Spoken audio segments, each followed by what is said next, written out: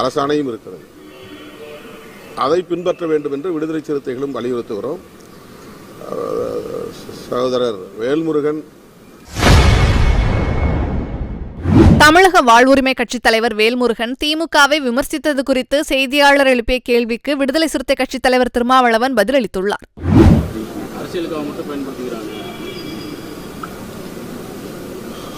பாதிக்கப்பட்ட மக்களுக்கு ஒரு ரேஷன் அட்டைக்கு குறைந்தது 5000 ரூபாய் வழங்க வேண்டும் என்று விடுதலை சிறுத்தைகளும் நாங்கள் வலியுறுத்தி வருகிறோம். முதல்வரை சந்தித்த போதும் நாங்கள் அதை சுட்டிக்காட்டியிருக்கிறோம்.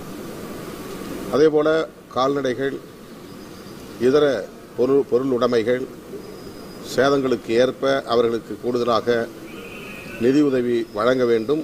அதற்கு சட்டம் வழிகாட்டுதல் இருக்கிறது. ஏற்கனவே அரசாங்கம் அப்படி ஒரு ஜீவோவும் போட்டிருக்கிறது, அரசாணையும் இருக்கிறது. அதை பின்பற்ற வேண்டும் என்று விடுதலை சிறுத்தைகளும் வலியுறுத்துகிறோம். சகோதரர் வேல்முருகன் திமுக அரசை விமர்சிக்கிறார் என்பது அவருடைய நிலைப்பாடு. அது அவரிடத்தில் தான் நீங்கள் கேட்க வேண்டும். அது அவர்கிட்ட தான் நீங்க யாராவது கேட்கணும். அந்த விமர்சனத்தில் எனக்கு உடன்பாடு இல்லை. அதிமுக பொதுக்குழுவிலையும் இதே வலியுறுத்தி இந்த புயல்ல வந்து சரியா செயல்படல அப்படிங்கிற ஒரு குற்றச்சாட்டு முன்வைத்து தீர்மானம் நிறைவேற்றிருக்காங்க. எதிர்க்கட்சி எப்படி செயல்பட வேண்டுமோ அப்படி அவர்கள் செயல்படுகிறார்கள். அந்த அடிப்படையில் அவர்கள் தீர்மானம் நிறைவேற்றியிருக்கிறார்கள். மேற்கொண்ட விளக்கத்தை நீங்கள் அதிமுகவிடம் தான் கேட்க வேண்டும். பாஜக அரசு குறித்து குற்றச்சாட்டு சொல்றீங்க, அரசியல் சாசனம் பண்றாங்கன்னு. இதே காங்கிரஸ் அரசு வந்து 75 முறை வந்து அரசியல் சாசனம் திருத்தியிருக்காங்க. அரசியலமைப்பு சட்டத்தை திருத்தம் செய்யக்கூடாது என்று சொல்லவில்லை.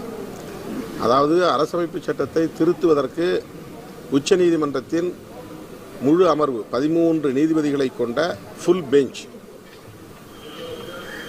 தீர்ப்பிலே குறிப்பிட்டிருக்கிறது. திருத்தம் செய்யலாம்.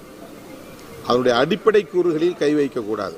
அடிப்படை கூறுகள், பேசிக் ஃபேக்டர்ஸ் அப்படின்னு சொல்றதுல இப்போ எலெக்ஷன் கமிஷன்ங்கிறது கூட ஒரு கான்ஸ்டிடியூஷனல் அத்தாரிட்டி, அது ஒரு முக்கியமான பேசிக் ஃபேக்டர். இன்றைக்கு அது எலெக்ஷன் கமிஷன். செய்திகளை உள்ளது உள்ளபடி தெரிந்து கொள்ள ரெஃப்ளெக்ட் நியூஸை சப்ஸ்கிரைப் பண்ணுங்க.